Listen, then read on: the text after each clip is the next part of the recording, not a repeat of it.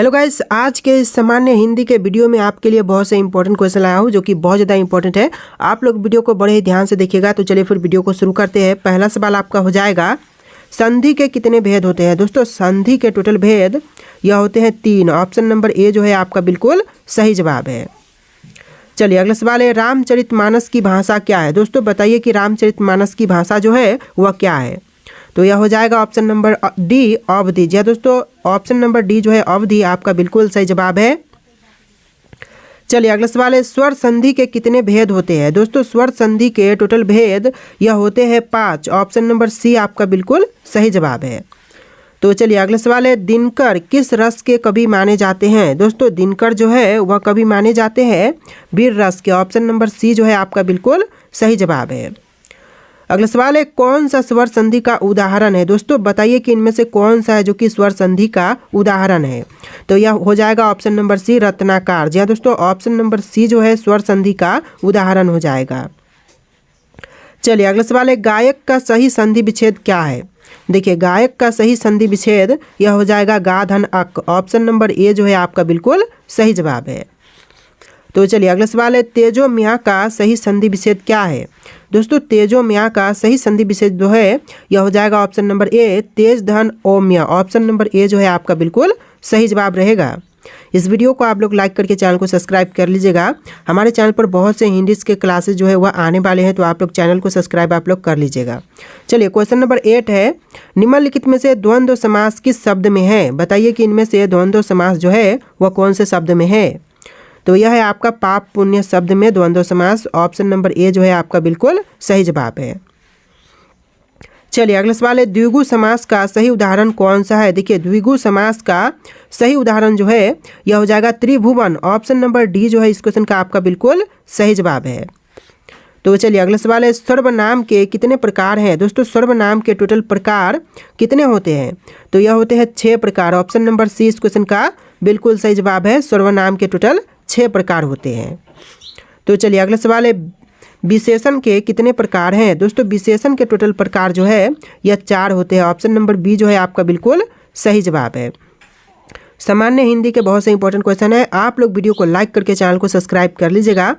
चलिए question number 12 है, समास के मुख्यतः कितने भेद होते हैं। बताइए कि समास के मुख्यतः कितने भेद है। तो यह हो जाएगा आपका ऑप्शन नंबर डी, 6 भेद है। ऑप्शन नंबर डी जो है आपका बिल्कुल सही जवाब है। तो चलिए अगला सवाल है, भरपेट में कौन सा समास है। दोस्तों भरपेट में जो समास है यह समास हो जाएगा अव्ययी भाव समास। ऑप्शन नंबर डी जो है आपका बिल्कुल सही जवाब है। तो चलिए अगला सवाल है, जिस समास का पहला पद अव्ययी और प्रधान हो वह कौन सा समास है। देखिए जिस समास का पहला पद अव्ययी और प्रधान हो उस समास का नाम हो जाएगा ऑप्शन नंबर डी, अव्ययी भाव समास। जी हाँ दोस्तों, ऑप्शन नंबर डी आपका बिल्कुल सही जवाब हो जाएगा। तो चलिए अगला सवाल है, उपसर्ग का प्रयोग कब होता है। दोस्तों उपसर्ग का प्रयोग जो है यह शब्द के आदि में होता है। ऑप्शन नंबर ए जो है आपका बिल्कुल सही जवाब है। चलिए अगला सवाल है क्वेश्चन नंबर 16, कपाल का समानार्थी शब्द क्या है। दोस्तों कपाल का समानार्थी शब्द यह हो जाएगा माथा। ऑप्शन नंबर डी इस क्वेश्चन का आपका बिल्कुल सही जवाब है। चलिए अगला सवाल है, किस शब्द में आवा प्रत्यय नहीं है। देखिए इनमें से कौन से शब्द में आवा प्रत्यय नहीं है। तो यह हो जाएगा ऑप्शन नंबर सी, लावा में। जी हाँ दोस्तों, आवा प्रत्यय नहीं है वह ऑप्शन नंबर सी रहेगा, लावा। तो चलिए अगला सवाल है, दोषहर्ता में प्रत्यय का चयन कीजिए। देखिए दोषहर्ता में प्रत्यय का चयन करना है। तो यह हर्ता हो जाएगा प्रत्यय। ऑप्शन नंबर ए आपका बिल्कुल सही जवाब है। चलिए अगला सवाल है, निम्न में से कौन सा शब्द व्यक्तिवाचक संज्ञा है।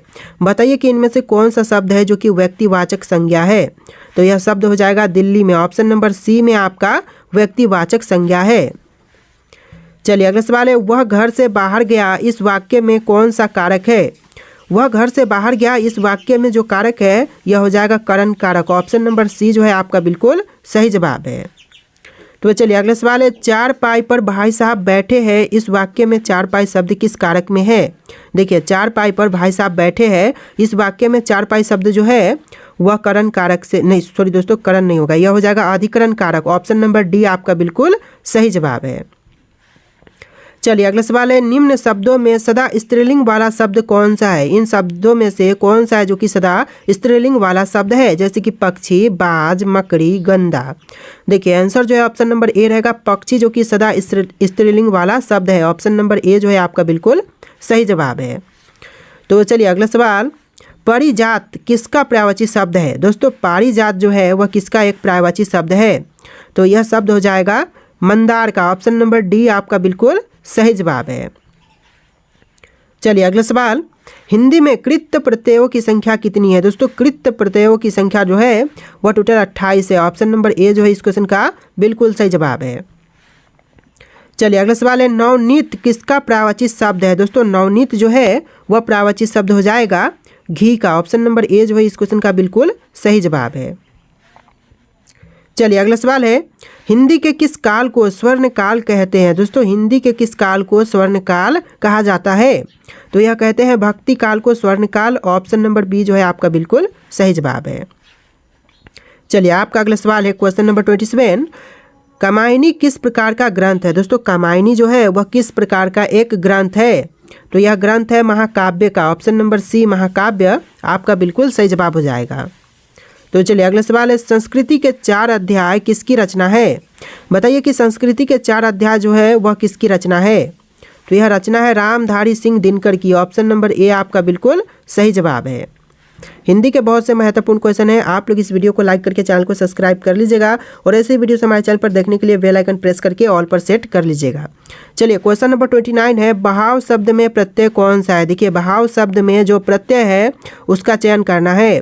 तो यह प्रत्यय हो जाएगा आव। ऑप्शन नंबर सी आपका बिल्कुल सही जवाब है। चलिए अगला सवाल है, पंच परमेश्वर कहानी के लेखक कौन है? दोस्तों पंच परमेश्वर कहानी के लेखक इनमें से आपका हो जाएगा ऑप्शन नंबर बी प्रेमचंद। जी हाँ दोस्तों ऑप्शन नंबर बी जो है आपका बिल्कुल सही जवाब है। तो चलिए अगला सवाल है, हार की जीत कहानी के कहानीकार कौन है? दोस्तों हार की जीत जो कहानी है इसके कहानीकार का नाम हो जाएगा सुदर्शन। ऑप्शन नंबर ए जो है आपका बिल्कुल सही जवाब है। तो चलिए अगला सवाल है, निम्न में से कौन सा शब्द विशेषण है? दोस्तों इनमें से बताना है कि कौन सा शब्द विशेषण है। तो यह शब्द हो जाएगा फुफेरा। फुफेरा जो कि ऑप्शन नंबर डी एक विशेषण है। ऑप्शन नंबर डी जो है आपका बिल्कुल सही जवाब है। चलिए क्वेश्चन नंबर 33 है, रानी केतकी की कहानी के रचयिता कौन है? दोस्तों रानी केतकी के कहानी के रचयिता यह हो जाएंगे आपके option number B Kishori Lal Goswami. जी हाँ दोस्तों इस क्वेश्चन का आंसर जो है ऑप्शन नंबर बी रहेगा किशोरी लाल गोस्वामी। तो चलिए अगला सवाल है, रसिक प्रिया के रचयिता कौन है? बताइए कि रसिक प्रिया के रचयिता जो है यह है केशव दास। ऑप्शन नंबर डी जो है आपका बिल्कुल सही जवाब है। तो चलिए अगला सवाल है, आंसू काव्य के रचनाकार कौन है? दोस्तों आंसू काव्य के रचनाकार यह हो जाएंगे option number C Jaishankar Prasad. जय दोस्तों ऑप्शन नंबर सी जो है आपका बिल्कुल सही जवाब है। तो चलिए अगला सवाल है, वीर गाथा काल के सर्वश्रेष्ठ कवि कौन माने जाते हैं? दोस्तों वीर गाथा काल के सर्वश्रेष्ठ कवि यह माने जाते हैं Chand Bardai. Option number A Chand Bardai बिल्कुल सही जवाब है। तो चलिए अगला सवाल है, पृथ्वीराज रासो के रचनाकार कौन है? दोस्तों पृथ्वीराज रासो के रचनाकार यह आपके हो जाएंगे चंद्रबरदाई। ऑप्शन नंबर बी आपका बिल्कुल सही जवाब है। चलिए आपका अगला सवाल है क्वेश्चन नंबर 38, जिन शब्दों के अंत में अ आता है उन्हें क्या कहते हैं? दोस्तों जिन शब्दों के अंत में अ आते हैं उन सभी शब्दों को कहते हैं आकारांत। ऑप्शन नंबर डी आपका बिल्कुल सही जवाब रहेगा। तो चलिए अगला सवाल है क्वेश्चन नंबर 39। देखिए आपका क्वेश्चन है, संचारी भावों की संख्या कितनी है? दोस्तों संचारी भावों की टोटल संख्या जो है यह 33 हो जाएगा। ऑप्शन नंबर बी 33 आपका बिल्कुल सही जवाब है। चलिए अगला सवाल है क्वेश्चन नंबर 40, मगही किस भाषा की बोली है? दोस्तों मगही जो है वह बिहारी भाषा की बोली है। ऑप्शन नंबर डी आपका बिल्कुल सही जवाब है। देखिए आपका अगला सवाल है, अनुनासिक का संबंध किससे होता है? दोस्तों अनुनासिक का संबंध जो है यह नाक और मुंह दोनों से ही होते हैं। ऑप्शन नंबर डी जो है आपका बिल्कुल सही जवाब है। आप लोग इस वीडियो को लाइक करके चैनल को सब्सक्राइब कर लीजिएगा। चलिए अगला सवाल है, करवा घूट पीना मुहावरे का अर्थ क्या है? बताइए कि करवा घूट पीना जो मुहावरा है इसका सही अर्थ क्या होगा?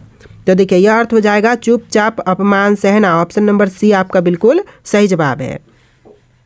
चलिए अगला सवाल है, निम्न में से अघोष वर्ण कौन सा है? देखिए इनमें से जो अघोष वर्ण है यह हो जाएगा स। ऑप्शन नंबर बी आपका बिल्कुल सही जवाब है। चलिए अगला सवाल है, थाली का बैंगन मुहावरे का अर्थ क्या है। दोस्तों थाली के बैंगन मुहावरे के लिए जो सही अर्थ होगा यह हो जाएगा ऑप्शन नंबर ए, सिद्धांत रहित व्यक्ति, यानी ऑप्शन नंबर ए जो है आपका बिल्कुल सही जवाब है। तो चलिए अगला सवाल है, क ग ज फ ध्वनियाँ किसकी है। देखिए क ग ज फ जो अक्षर है इनकी ध्वनियाँ जो है वह हो जाएगा अरबी फारसी की, ऑप्शन नंबर ए जो है आपका बिल्कुल सही जवाब है। तो चलिए अगला सवाल है, क्वेश्चन नंबर 6, निम्नलिखित में से महाप्राण व्यंजन है। देखिए निम्नलिखित में से जो महाप्राण व्यंजन है यह हो जाएगा ठ, ऑप्शन नंबर सी आपका बिल्कुल सही जवाब है। चलिए अगला सवाल है, द्वित्व का प्रयोग किस शब्द में नहीं हुआ है। देखिए द्वित्व का प्रयोग जो है वह नहीं हुआ है बलगा में, ऑप्शन नंबर बी आपका बिल्कुल सही जवाब है। जैसे कि बल्ला, सच्चा, कुत्ता, इन सभी में द्वित्व का प्रयोग हुआ है और बलगा जो है इसमें द्वित्व का प्रयोग नहीं है, ऑप्शन नंबर बी आपका बिल्कुल सही जवाब है। चलिए अगला सवाल है, 36 का आंकड़ा मुहावरे का अर्थ क्या है। बताइए कि 36 का आंकड़ा जो मुहावरा है इसका सही अर्थ क्या होगा। तो यह अर्थ हो जाएगा ऑप्शन नंबर सी, पक्की दुश्मनी। जी हाँ दोस्तों, ऑप्शन नंबर सी जो है आपका बिल्कुल सही जवाब है। तो चलिए अगला सवाल, ख है। दोस्तों ख एक क्या है। तो देखिए ख अक्षर जो आपको दिख रहा है यह ख जो है वह एक प्रकार का घोष व्यंजन है, ऑप्शन नंबर बी आपका बिल्कुल सही जवाब है। चलिए अगला सवाल, उष्म महाप्राण वर्ण है। दोस्तों उष्म महाप्राण वर्ण यह हो जाएगा आपका ऑप्शन नंबर ए, प। जी हाँ दोस्तों, प जो कि है एक उष्म महाप्राण वर्ण है। चलिए अगला सवाल है, आग का पर्यायवाची शब्द क्या है। देखिए पर्यायवाची शब्द आग का यह हो जाएगा अग्नि, ऑप्शन नंबर ए जो है आपका बिल्कुल सही जवाब है।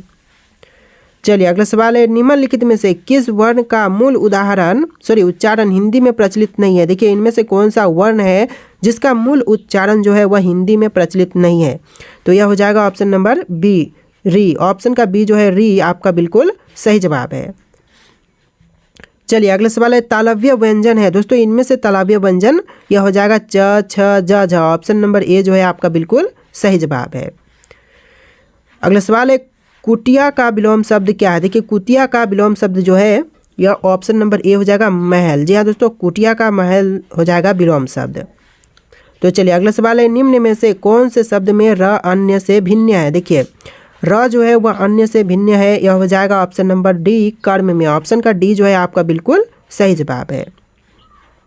चलिए अगला सवाल है, निम्न में से कौन सा वर्ण स्पर्श संघर्षी है। दोस्तों इनमें से ऐसा वर्ण जो कि स्पर्श संघर्षी है तो यह वर्ण हो जाएगा झ, ऑप्शन नंबर सी आपका बिल्कुल सही जवाब है। अगला सवाल है, वर्णमाला में ज्ञ को मानते हैं। दोस्तों वर्णमाला में ज्ञ को माने जाते हैं संयुक्त व्यंजन, ऑप्शन नंबर बी आपका बिल्कुल सही जवाब है।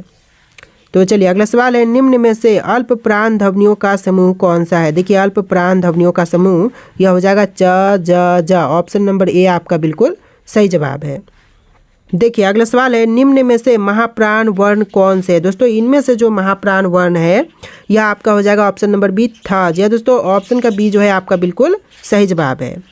बैकग्राउंड में चिड़िया शोर मचा रहे हैं, उनको आप लोग ध्यान मत देना। चलिए वीडियो को शुरू करते हैं। अगला सवाल, क्वेश्चन नंबर 20, निम्न में से कौन सा वर्ण ओष्ठ्य है, नहीं है, सॉरी दोस्तों ओष्ठ्य नहीं है। देखिए इनमें से जो वर्ण ओष्ठ्य नहीं है यह हो जाएगा आ, ऑप्शन नंबर ए जो है आ वह आपका बिल्कुल सही जवाब है।